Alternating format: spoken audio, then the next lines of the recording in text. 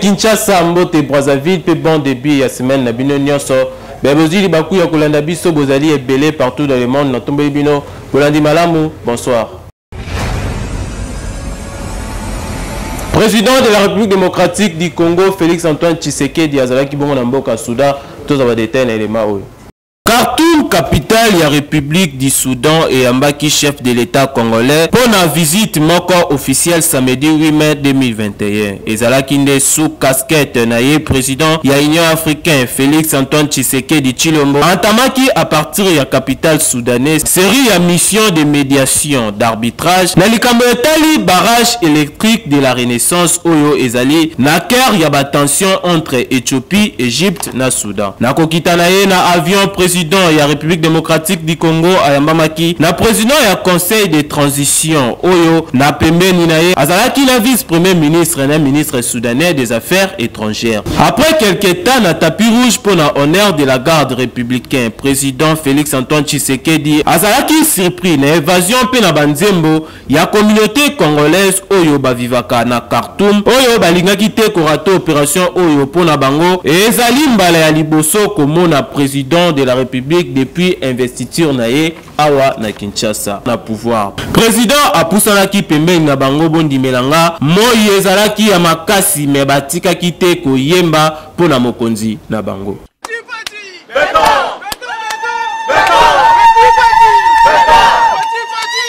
À travers le leadership naye na tête ya Afrique, Félix Antoine Tshisekedi Tshilombo azo tenir qu'aux solutions concentrées pour apaiser la tension entre trois États concernés. Juste après cortège ya président ezwaki direction ya palais présidentiel à quelques mètres près ya aéroport international ya Khartoum. Awa babandaki nanu kosolola na premier ministre soudanais, ministre des affaires étrangères na ya irrigation, entouré na quelques experts. Côté congolais, chef de l'État azalaki accompagné la ministre des Affaires étrangères Christopher Lutundula, président du panel ya Union africaine Prof Tumba Luamba, na conseiller principal na collègue ya diplomatie Christian Bouchiri. Visite ya président ya Union africaine à trois pays oyo bazowele la mai na nul blé ezali suite une série ya ba discussion oyo esalemaki na Kinshasa na début ya mois d'avril. Après une demi-heure d'entretien, Félix Antoine Tshisekedi Tshilombo kutanaki na Abdel Afta, président ya conseil de transition ya Soudan, situé na frontière na Soudan, barrage de la Renaissance ezali na vocation ya kokoma plus grande barrage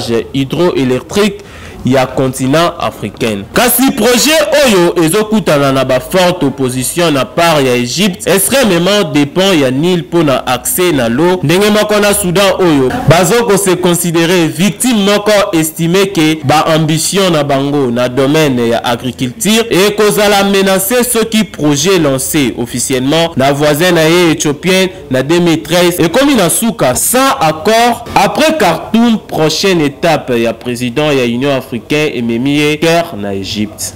Boyebake kolongwana Soudan, Félix Antoine Tshisekedi, président de la République démocratique du Congo, akendaki pe kuna na mboka Égypte tolanda. 16h40 local de air avion présidentiel ya République démocratique du Congo et kitaki na tarmac ya aéroport ya Kairos en provenance ya Khartoum. Président en exercice ya Union africaine ayaki ko poursuivre mosala ya facilitation oyo abandaki depuis Kinshasa afin ya koluka compromis na question ya barrage ya Renaissance éthiopien oyo ba travaux ekomi na phase finale. Contrairement na bizaleli naye, président ya Égypte asalaki déplacement tina aéroport du Caire pour na koyamba homologue na ye pe président ya institution panafricaine pour na ko marquer insta oyo ba honneur ezalaki organisé na terminal présidentiel ya Caire. Na salon d'honneur ya Cairo, des personnalités oyo ba se retiraki pendant une vingtaine de minutes avant ya ko se rendre na palais présidentiel Héliopolis lieu prévu pour na kosolola na kokota na bango na palais présidentiel. Des personnalités ba posaki pour na postérité avant ya ko entamer ma Masolo proprement dit. Devant presse congolaise et presse égyptienne, président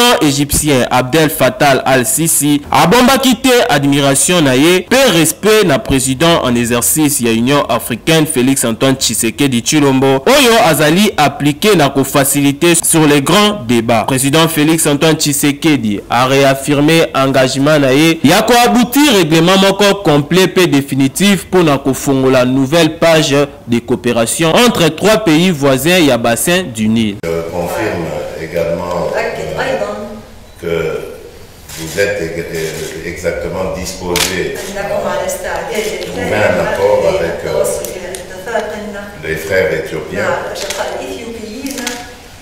et que vous avez encouragé l'initiative de ma présidence en exercice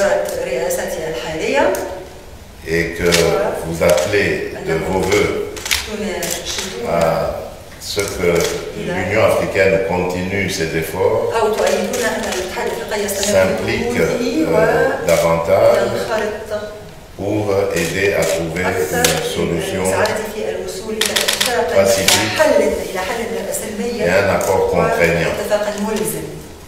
Et je vous remercie également d'avoir accepté de tout cœur de vous rendre à Kinshasa pour un éventuel sommet concernant justement ce problème du barrage de la Renaissance. Et je me réjouis de constater qu'à l'étape du Soudan et de l'Égypte, il y a lieu d'être optimiste quant à une issue heureuse de la question. Maintenant, il ne reste plus qu'à me rendre à Addis Abeba.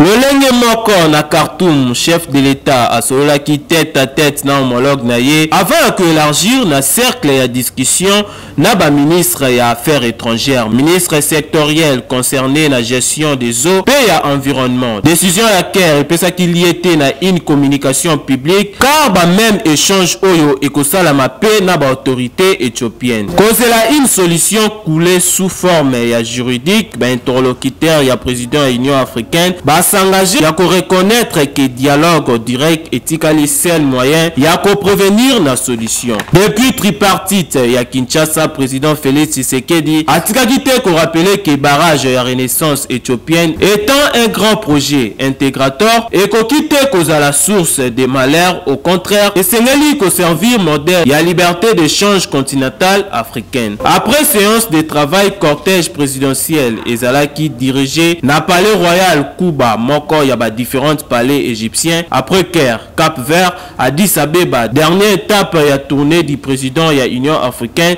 na cadre ya dossier du barrage ya Renaissance.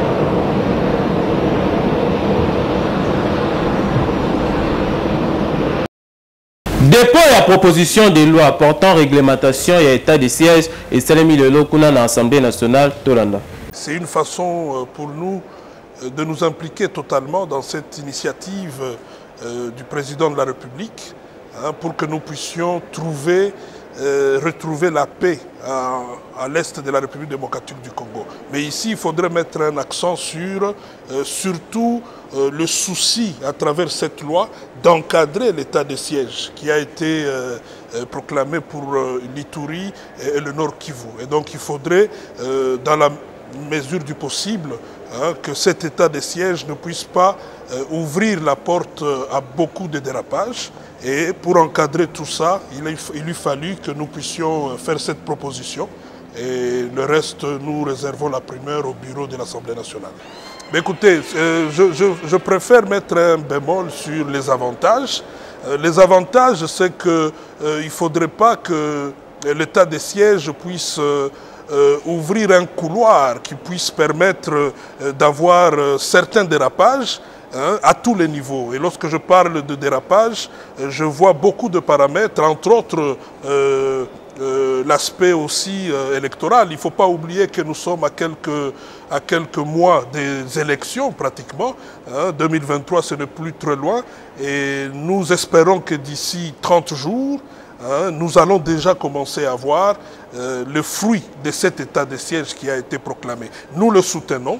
Nous allons soutenir le président de la République dans cette initiative et la meilleure façon pour nous de le faire, c'était de proposer cette loi pour essayer d'encadrer l'état de siège afin que ça soit une solution définitive au problème de l'Est. Bon, écoutez, je suis député national et c'est dans mes prérogatives de le faire et donc je le fais en âme et conscience et j'ai le souci de voir le bureau aligner cela pour qu'au niveau de la plénière, nous puissions lever une option et que l'Assemblée nationale puisse effectivement, à travers cette loi, se saisir de la réglementation de l'état de siège qui a été proclamé à l'Est de la République. Le Premier ministre Sam Alukonde Ambaki Bongo Bakadre, il y a CNSS, tous les détails à propos recueillis.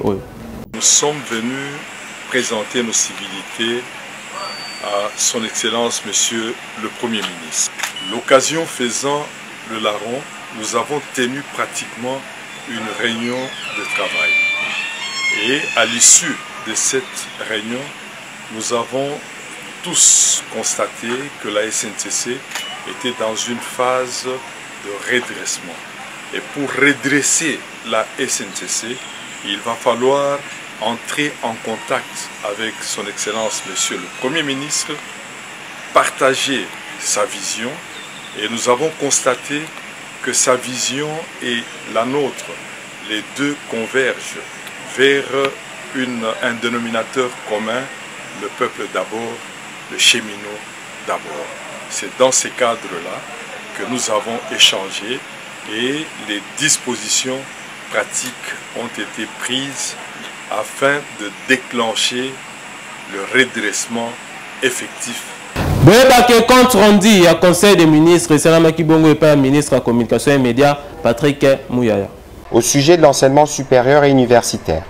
Après la visite qu'il a effectuée le mercredi 5 mai 2021 dans quelques universités et instituts supérieurs, le président de la République a demandé au ministre de l'enseignement supérieur et universitaire de mobiliser des moyens à mettre à disposition de professeurs pour faciliter la production des syllabus et répondre ainsi à la demande formulée par les étudiants quant à ceux. Il a en outre donné des orientations au ministre de l'ESU pour travailler avec son collègue de transport et voies de communication en vue de mettre à disposition en matinée et en fin de journée des bus pour faciliter la mobilité des étudiants. Le vice-premier ministre, ministre de l'Intérieur, a également noté le mécontentement des utilisateurs des réseaux de communication vis-à-vis des méthodes de prélèvement de faits des RAM initiées par l'autorité des régulations de postes et de télécommunications. Quant à la taxation de ces services, il a suggéré la constitution d'une commission interministérielle pour examiner cette situation afin d'éclairer l'opinion. Le ministère de la Santé, le ministre de la Santé a salué le message par rapport à la suspense à la COVID-19.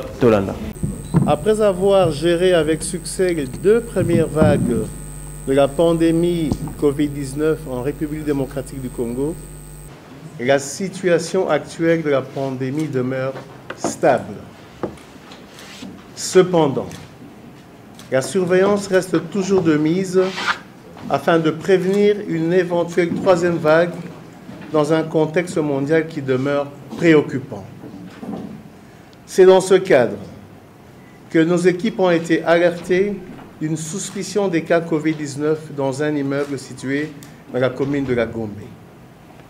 Dépêchée sur le lieu, une équipe de la riposte contre la Covid-19 a effectué des investigations et prélèvements auprès de 146 personnes. Les résultats des analyses effectuées à l'INRB ont confirmé 25 personnes positives à la Covid-19, parmi lesquelles 20 de nationalité indienne et 5 Congolais.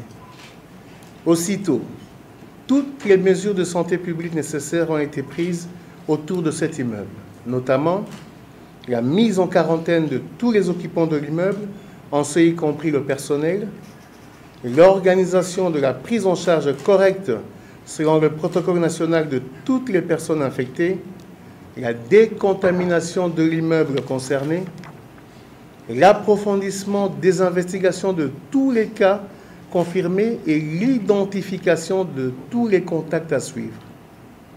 Également, la prise de mesures conservatoires des sites identifiés comme étant suspects. L'extension des investigations à d'autres sites suspects qui ont été en contact avec les occupants. En outre, l'Institut de recherche biomédicale INRB effectue en ce moment le séquençage des souches pour déterminer le type du variant incriminé. Au niveau national, le renforcement de la surveillance au niveau des frontières pour les passagers venant des pays à haut risque par vol direct ou en transit. L'obligation d'un test PCR négatif à tout passager en provenance des pays à haut risque. La réalisation de 2 tests obligatoires à l'arrivée et à l'intervalle d'1 semaine à tout passager en provenance des pays à haut risque. Nous exhortons la population à garder son calme et à continuer à observer les mesures barrières édictées par les autorités politico-sanitaires, à savoir le lavage régulier et correct des mains, la distanciation sociale, le port correct et obligatoire des masques. Commandant la 3e zone de défense à Kitaki Kuna na Bunia, plus précisément na Ngwala, Véronique Bemanga, à Pesbiso, bas détail. Ngwala, la localité est située à 12 km à sud de la ville de Bunia. Le dernier bastion du groupe armé Codecoba AMC, désormais sous contrôle, il y a force armée depuis dimanche chez lors il y a une opération musclée au Yezala qui menait et pas il y a armée régulière n'a appui fait aérien. Les commandants de la 3e zone de défense, lieutenant général Yav Filemon, ou le coordonné qui opération Yango, a quitté Ngwala au bord ya hélicoptère ya FARDC accompagné d'un commandant secteur opérationnel général Yav Avulangola Robert. Na ligne à front, les patrons de la 3e zone de défense, lieutenant général Yav Filemon, a loué professionnalisme ya FARDC pendant conquête Ngwala ainsi que libération et population prise en otage et pas yaba terroriste. D'abord, posant la félicitation à mon Mboka. Pour la félicitation du chef d'état-major général. Gana Kobima Awate, et réunion que vous avez besoin de Baïko, et Koya pour nous appuyer Bino. La Taïbino comme Awa, pour que la dimension de Makamune ou de la Banque, toujours que Nanango, pour nous Kisa, Bako de Komutu, Koyo, Batua Mokulu, Koyo, Bazali na Katia Bunya, et Bango Peto Bameki, Tokomati Koyo. Pression, la bandité que vous avez. Dorénavant, autorité à l'État et outils pour la restaurer la partie où la République où le drapeau congolais est flotté. Dossier Yatis Mumbabwe, que 3 policiers au Bazala qui agressé, porté qui plainte contre eux, tous ont des éléments où il dit Tezine. Na cadre ya koluka kimia pe sécurité na mboka 3 policiers congolais bataki bango maboko epa ya Tis Mulumba na lisanga na ye ndenge bazalaki ko circuler pendant bas heures ya couvre-feu kasi ba acte oyo Tis Mulumba salaki scandalisaki bongo mboka mobimba. Mercredi 28 avril 2021 sous l'impulsion ya le commissaire provincial ya la police le général Silvano Kasongo na 3 policiers oyo bazalaki victime ya Tis Mulumba baportaki plainte contre Tis Mulumba na parquet ya Gombepe bazalaki conduit par le colonel Miguel Bagaya, chef du département sécurité publique et chargé des informations. La présentation na ye pe na ba trafic d'influence oyo azalaki kolobaki azali membre ya famille présidentielle kasi la police a affirmé que eza le contraire. Sur pied de l'article 44 de la loi numéro 13/013 du 1er janvier 2013 portant statut du personnel de carrière de la police nationale, le policier a droit à une protection juridique, judiciaire, sociale et ne peut faire l'objet de quelque nature que ce soit, des insultes, des menaces, des diffamations. Raison pour laquelle, en bonne et due forme, nous avons accompagné les policiers victimes de ces actes odieux pour déposer une plainte officiellement auprès du procureur général de la République. Après avoir causé la vie de recherche oyo ezalaki émis contre yé par la police judiciaire, Tis Mulumba oyo azali plaidé comme coupable akendeki bongo na justice pe azalaki détenu na parquet. en rapport au statut du présumé auteur, je confirme ici que ça n'a rien à voir avec la famille du chef de l'État. Ça, je le confirme. Nous avons mené des investigations, nous avons tous les renseignements possibles. Il n'a rien à voir avec la famille du chef de l'État. Selon ma source, les 3 policiers oyo bafundaki et bandimaki na bango ba excuse ya Tis Mumba kasi ya passe eza que bazali lisusu na pouvoir mon côté ya ko faire arrêter procédure oyo pour décision nyonso sikoyo ezo dépendre nde na justice pour ekata soki Tis Mumba a cause la libérer toté eza normal. Tokende kuna na commune ya Kimbantseke, plus précisément na quartier Bié la boye bake érosion makasi eselemi kuna Neskens Mabanza pe Véronique Bemanga ba pesi biso ba détail. Érosion oyo bozomona boye na bilili ezande na quartier Bié na commune ya Kimbantseke. Selon habitants ya quartier, ezande ba mai ya mvula oyo beta depuis mois de mars tina lelo oyo yango eza cause principale ya érosion oyo. Na micro na biso boyoka communication oyo. Boulot bande salame bandi na bambula 3e mois. Ti lelo ekomi biso tina pena bandaku tozoka moi ezo ya soka mbule beti e bandi ko bukana. Orozezo ya makasi ko biso pe tozawa to na mbongo te to ko déplacer sika to na place mususu te. Yango to pesi na bakonzi mboka baya ko sunga biso ba bongisila biso place orozezo salame makasi. Tala nanu ndenge to lingoke na mabulu nanu. Na bana na bakoko to ko kende wapi? Tokokende wapi papa? Leta sunga biso kotoyo. Tolingo kufa tolingo kende tolingo sila. Tozalaki boye te. Leta sunga biso pesa pa iboye.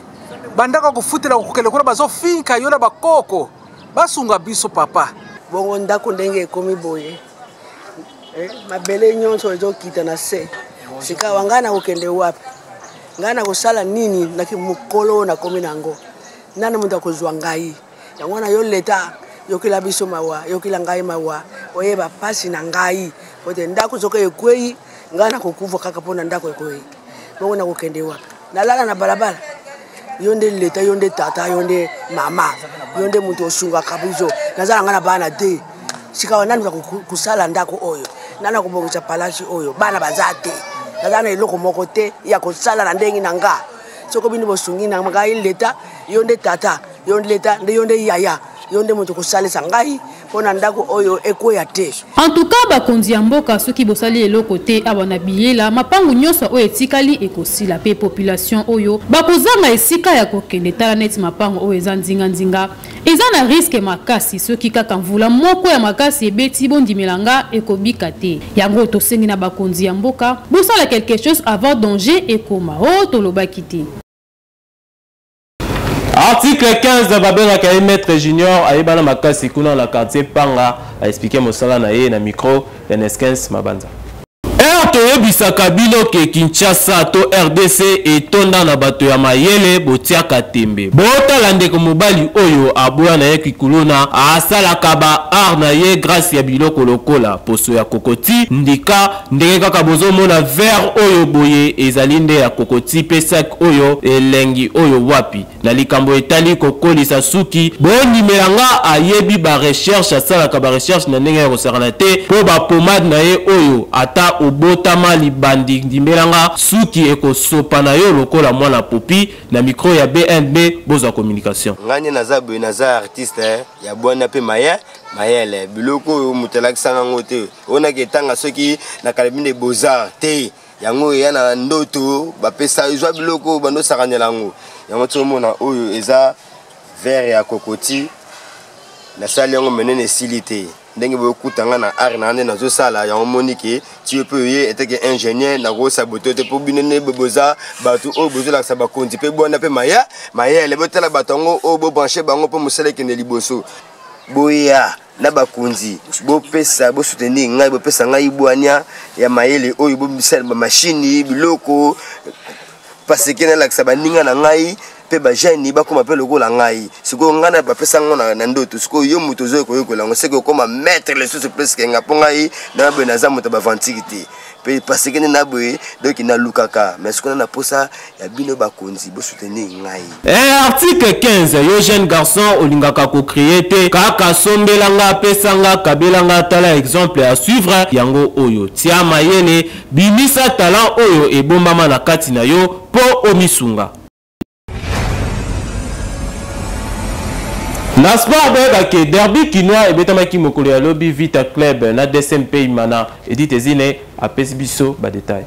Association sportive Vita Club ont continué toujours à s'imposer face à l'équipe oyo ezali ko rencontrer mokolo ya lobby dimanche 9 mai 2021. Vita Club et betaki bongo na Dering Club Motema Pembe na stade des Martyrs na score ya 2-0 na faveur ya V Club. Na 49e minute V Club ayaki ko marqué premier but oyo ezalaki marqué par Luzolo Ernest pe na 58e minute. Ousmane Ouattarande ayaki ko marqué deuxième but oyo ememaki V Club na victoire P et permetaki bango na ko consolider première place na classement Yalina Foot. Kasi Sengelto Simba pete ba que V Club azali premier na classement avec 58 points na 24 journées liboso ya TP Mazembe oyo aza na 57 points na 25 journées liboso ya équipe ya Maniema Union oyo aza na 56 points toujours avec 25 matchs joués.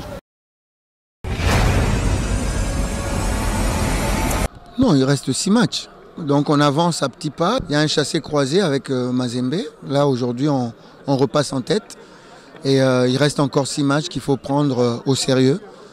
La semaine prochaine sera peut-être pas décisive mais très importante. Donc voilà. Mais on s'est satisfait de ce score évidemment. Et puis aussi de la manière. Dans ces métiers donc il faut s'attendre à tout. C'est pas tout le jour qui sera bon, donc il y aura aussi des pluies. Donc voilà, c'est le second match que j'officialise et que c'est une défaite. Bon, c'est pas une défaite normale, c'est V Club qui était devant nous. On a essayé en première mi-temps de les contrôles étaient bien placés, mais en seconde mi-temps, 2 heures de déconcentration nous a coûté cher. Par rapport au staff technique, il y a Sika, où est l'équipe nationale, il y a Léopard, population quinoise, Bazanga qui m'a lobaté, Baloba qui boye, na micro, il y a Christian Ilunga Biji. Réaction na liboso na sepelité awa tozana ba bon coach problème ezani eza problème ya kotiela bango ba moyen ba makambo bango ba kolinga basala projet na bango faut kopesa bango ba possibilité nyonso makambo kozala bien en plus de ça bino bokezwa mundele wana salaire ne kozala likolo par rapport ya mwana mboka na Congo tozala ba entraîneur comment ça rendre soki ba entraîneur oya biso moko ba congolais o ba entraîneur ba joueur de sort soki ba suivre bango ba traiter bango bien par rapport à mindele bazoya pe bazana mo pe ba l'équipe ba entraîneur na tsote ba entraîneur so ba na équipe ba match équipe mais comme na likolo ko peut former le pas il y a mindele ba c'est pas normal il faut que ça fait chance de l'entraîneur l'entraîneur a bien basé il a bien sélectionné il faut que ça ait un moyen pas former l'équipe il faut former par rapport à l'évolution de l'équipe la ndenge ailleurs il faut remarquer que non moi changement et ça là peut ces chances mais la équipe non la mondiale là nous avons un souci à l'évolution yango wana to juger par rapport à la compétence na ena nous kota nanu ndenge nanu aomema nanu équipe nanu apona toyeba siko kojuge na nsima pour le moment lokola nanu pena tomona ye mpenza na banani te moyen mpe to juge ke non aza boye eza te mais la préférence eza ke non topesa nanu chance amema nanu équipe nanu na mondial. Merci Kinshasa, merci Braza, merci Mokimbo Bimba pour Zalaki et Belé devant ma poste téléviseur. Pour la Kolanda magazine d'actualité, peu d'informations en général, BNB, Yamokolo Lelo et Kominango Nasuka. Ceux qui bossent pour une édition, merci. L'équipe technique, peu rédactionnelle, Mobimba, au bas travail qui au four et au moulin pour vos abaïlements qui toko boye, Nabanda, Konasima Caméra, Nazalaki Bongo, Naglodi, Dielouvre, édition Lelo, Kumbamaki. La Véronique Bemanga, merci les coordonnateurs les plus gentils de l'Afrique centrale, Baudry Kanda, Ngainabino, Tokutani Mokolo Yalobi Soki, Jésus-Christ de Nazareth, les consommateurs de la foi à Pesibiso, Pema. Au revoir. Thank you.